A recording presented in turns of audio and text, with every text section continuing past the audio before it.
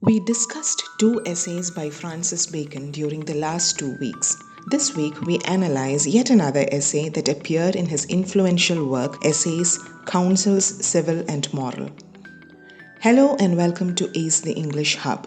In today's essay, Of Marriage and Single Life, Bacon highlights the differences between the lives of a married man and a single man and the advantages and disadvantages of the two.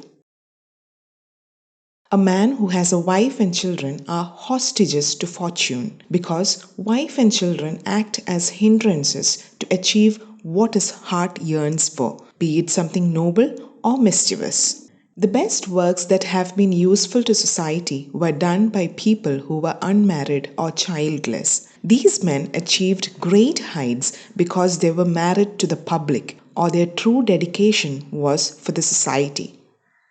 However, those with children tend to think of future with great care because they want to ensure a better future for their children.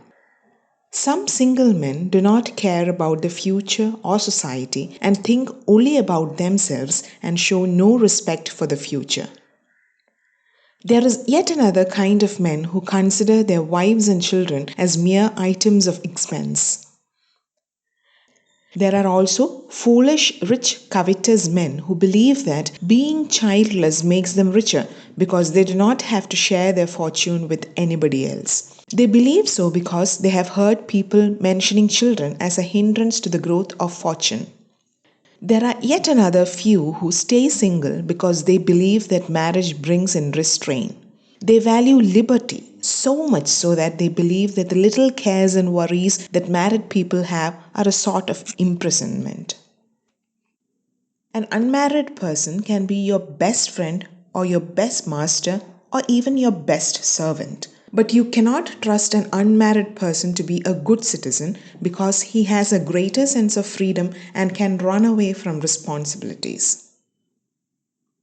Single life is best suited for the clergy because they can be more charitable as they do not have a family to take care of first. It doesn't matter whether judges and magistrates are married or not.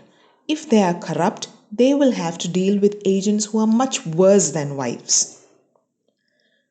When generals encourage soldiers before going to war, they remind the soldiers of their wives and children back at home. The thought of a family waiting for them at home makes them more humane, unlike the Turkish army who hated the idea of marriage for soldiers, and as a result, they were ruthless on the battlefield.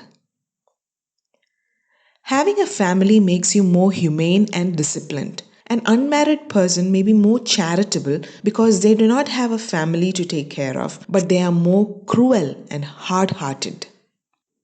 The reason behind this is that they are not used to being tender. Serious men with traditional beliefs are often loving husbands who remain loyal to their wives, like Ulysses, who preferred his old wife to immortality.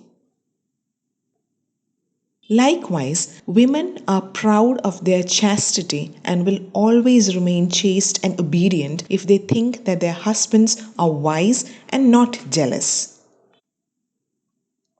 For a young man, his wife acts as a mistress. In his middle age, she becomes his companion, and during his old age, she becomes his nurse.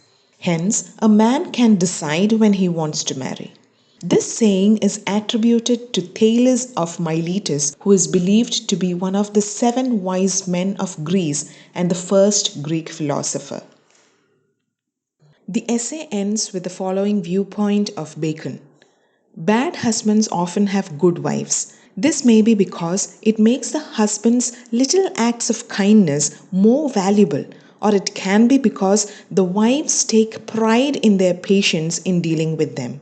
But if these bad husbands had chosen their wives on their own, they would have surely found someone just like them. Bacon expresses his ideas and observations effectively and forcefully in this essay. His arguments are logical and convincing. He carefully chooses his images to illustrate his purpose. His talent for brevity and epigrammatic quality is evident in this essay.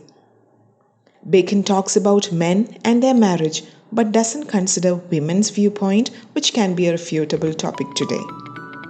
Do consider subscribing to our channel so that you will receive notifications of a new post. See you on Thursday with grammar.